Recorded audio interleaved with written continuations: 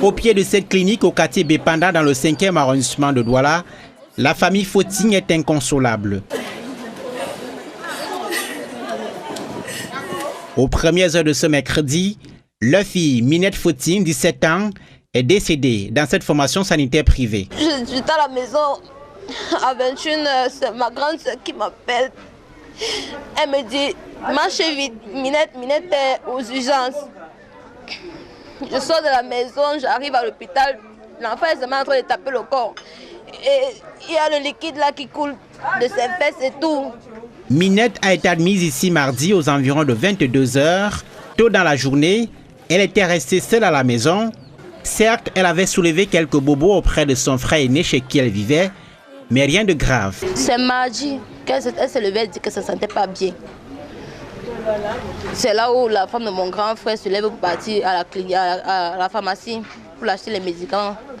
C'est pas derrière qu'elle que apparemment ça a tourné un peu, genre ça n'allait pas. Elle s'est levée pour dire qu'elle n'a pas demandé de l'aide, de toquer chez la voisine.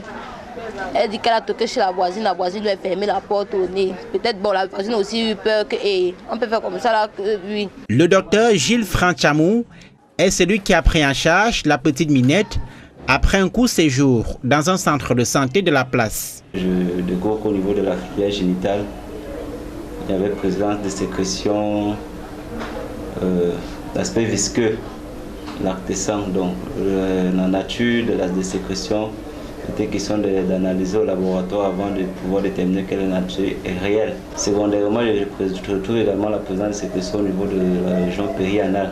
Ces constats faits, le professionnel de la santé arrive à la conclusion que la jeune fille a eu une activité sexuelle récente, probablement avec plusieurs sujets masculins. Minette a été retrouvée tout affaiblie, couchée dans un chantier où des ouvriers travaillent près de la maison familiale à leur pomme, suffisant pour que la famille conclue qu'elle a subi un viol collectif. Maintenant, on pense que bon, on voit le liquide sortir. On pense que bon, elle a fait même l'avortement.